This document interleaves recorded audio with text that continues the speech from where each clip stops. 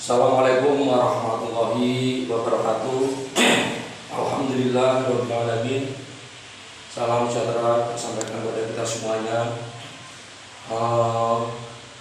terutama yang terhormat saudara-saudaraku yang ada di Dapil 5 Kecamatan Berarti, Lambu, Penawangan, Godok, serta Karangayung, serta saudara-saudaraku yang ada di Kabupaten Grobogan dan saudara-saudaraku sebangsa dan setanah air yang saya hormati.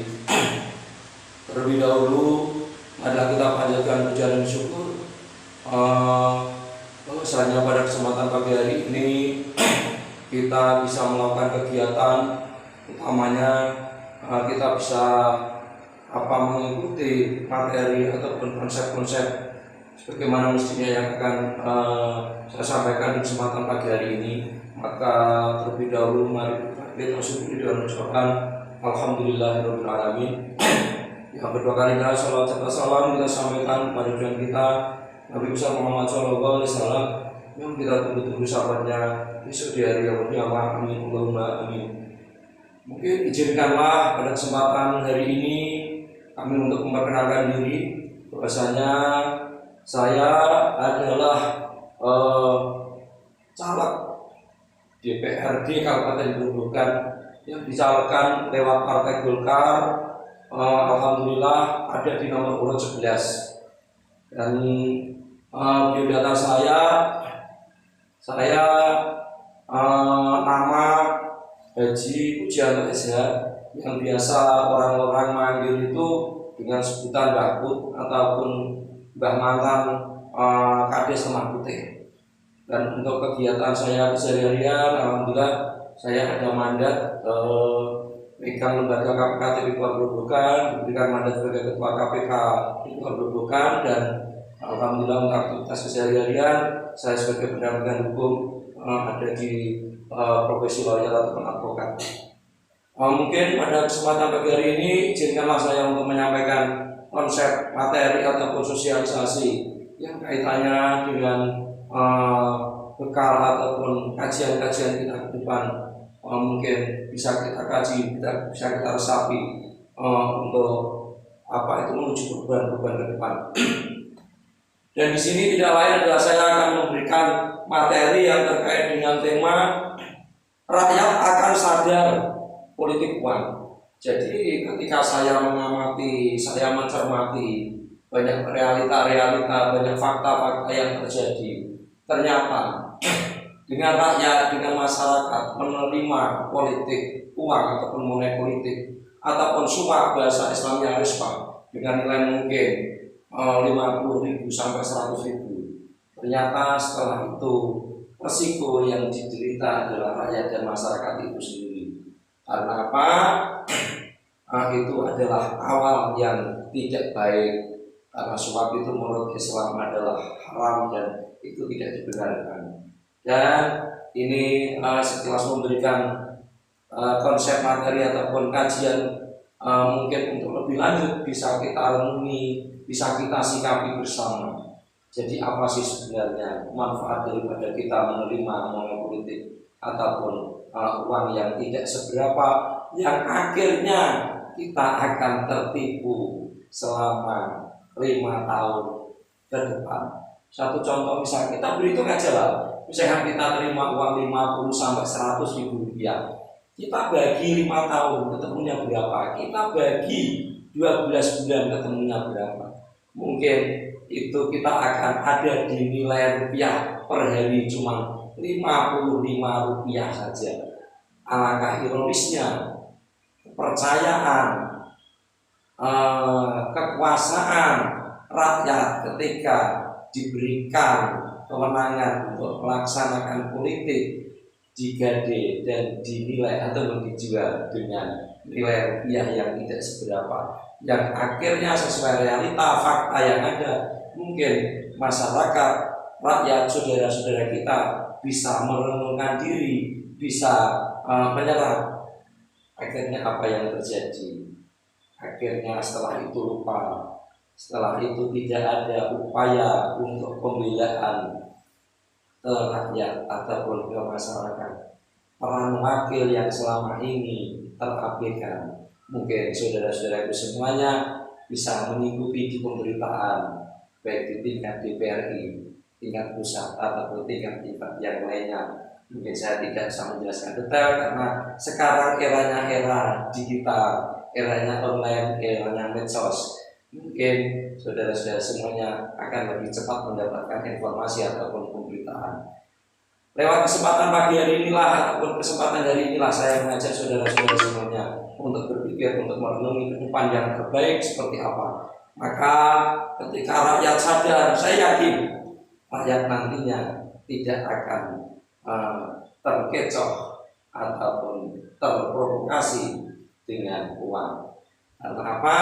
Jujur aja saudara-saudaraku, sebenarnya rakyat ataupun saudara-saudaraku yang dibutuhkan apa? Yang dibutuhkan adalah kemakmuran, ketentraman, dan kedamaian. Itu saya yakin itu adalah impian dan tujuan setiap manusia, setiap orang. Namun ketika kita tidak berupaya untuk berbenah diri, siapa yang mau membenahi dan kapan kita akan ada perubahan? Maka disinilah peran daripada saudara-saudara semuanya sangat menentukan dan sangat penting. Berarti apa yang harus kita ambil tindakan? Ya tentunya kita ke depan kita harus mengenali figur ataupun karakter calon seorang pemimpin ataupun calon seorang wakil itu harus seperti apa. Tentunya jelas saudara-saudaraku, ketika kita mau berubah, ya udahlah kita cari figur, kita cari figur pemimpin seperti apa. Di antaranya adalah yang punya kriteria yang dibutuhkan rakyat. Di antaranya apa kriteria itu biar ada perubahan? Tidak lain adalah cari figur yang jujur, cari figur yang amanah, cari figur yang aspiratif. Artinya apa? Mau menyerap aspirasi dari bawah, tahu karepe rakyat apa, sing dimaukan masyarakat seperti apa. Dan yang keempat adalah punya kemampuan. Artinya apa? Ketika seseorang itu punya figur jujur, amanah, aspiratif, akhirnya punya kemampuan untuk mengambil tindakan, mengambil sikap untuk membenahi, untuk merubah, untuk membangun, untuk menuju masyarakat yang bahagia, tentram, dan damai. Tapi mohon maaf saudara-saudaraku, kalau ketika diawali dengan money politik, ketika diawali dengan uang, saudara-saudaraku milih atas dasar duit, ya mau apa lagi? Kalau yang dipilih duit, nanti yang mimpin juga duit, bukan pemimpin. Logikanya kan seperti itu. Dan ini matematika kita hitung bersama. Kalau seorang menyalonkan diri jadi taruhlah dengan modal 2-3 M, akhirnya akan berhitung. Aku 5 tahun untuk duit biro. Misalkan selama 1 periode dapat duit 1-1,5 M. Kalau modal 2 M, saya yakin yang awalnya orang itu punya figur, punya karakter yang baik sesuai dengan kriteria yang saya sampaikan, maka mohon maaf, karakter figur yang dimiliki tersebut akan terpendam, akan hilang. Karena apa? Kemampuannya pun akan terbelenggu, akan tertutup.